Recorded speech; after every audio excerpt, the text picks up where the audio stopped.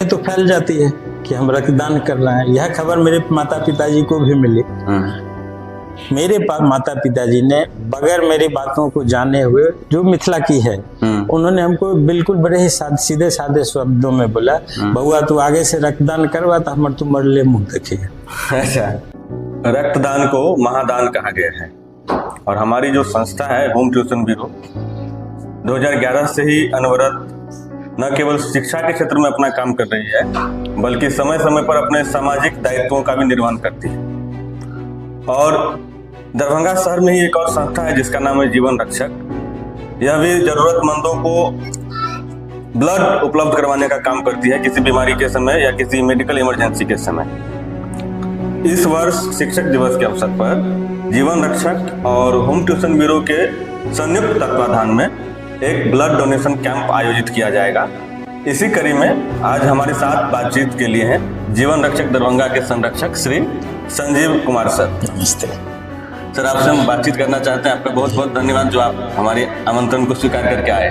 धन्यवाद बुलाने के लिए। यह बड़ा ही सुनहरा अवसर है कि एचटीवी के माध्यम से और एचटीवी जीवन रक्षक के संयुक्त तत्वाधान में हम समाज को जागरूक करने का प्रयास करेंगे। जी सर। जी सत्यजीत जी। आपसे सर सबसे पहले मेरा तो आपके साथ व्यक्तिगत परिचय है, लेकिन ऑडियंस के लिए थोड़ा आप अपना नाम और परिचय बता देते। मेरा नाम संजीव कुमार और मैं मुख्य तौर से व्यवसायी हूँ।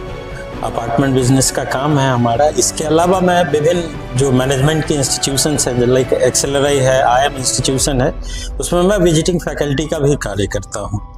उसके अलावा कुछ संस्थाएं हैं, जैसे शिक्षा संघ संस्कार एक हमारी अपनी चैरिटी है, NGOs है, जिसके माध्यम से मैं सोसाइटी को एक शेप देने का प्रयास करता हूँ। जैसे आप होम ट्यूशन ब्यूरो के माध्यम से चाहते हैं उन बच्चों को, एक तो प्रतिभाशाली बच्चे हैं ही, वह बच्चे जिनको एक्स्ट्रा क्लासेस के माध्यम से हम सपोर्ट कर सकें, समाज में कम्पीट कर सकें आज के युग में।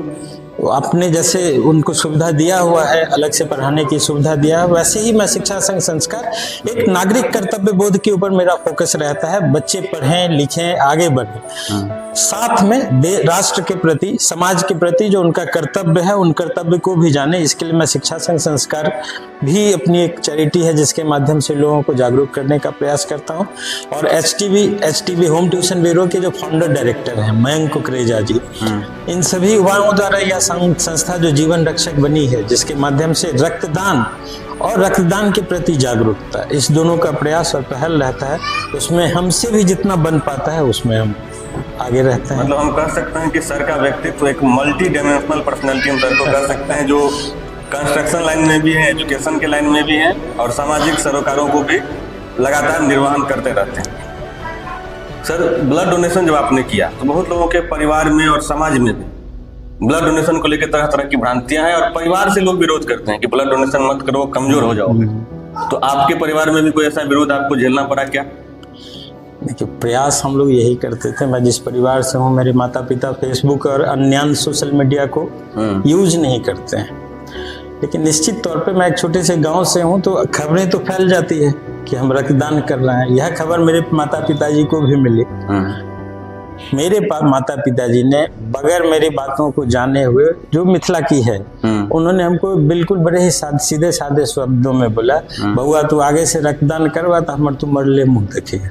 अच्छा, तो वहां से स्वाभाविक है, अब धर्म संकट है, माता पिता हैं, तो हमने एक मन में भय रहता है।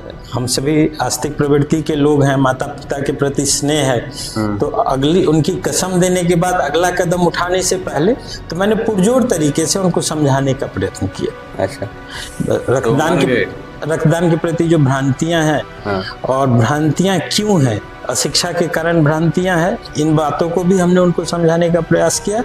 और निश्चित तौर पे स्वाभाविक, मैं बचपन से वह जिद्दी बच्चा हूँ जो चाहिए वो चाहिए, और यहाँ पे मैं अच्छा कार्य कर रहा हूँ, तो माता पिता को सिर्फ अच्छी बातें समझाना था, भ्रांतियों से दूर ले जाना था, सत्य के नज़दीक ले जाना था। तो जैसे ही आप किन्हीं को सत्य के नज़दीक ले जाते हैं तो स्वतः वो समझने का प्रयास करते हैं और समझते भी हैं। तो पुनः मैंने 3-4-6 महीने का मेरा गैप रहा, लेकिन पुनः मैंने रक्तदान प्रारंभ किया। अच्छा।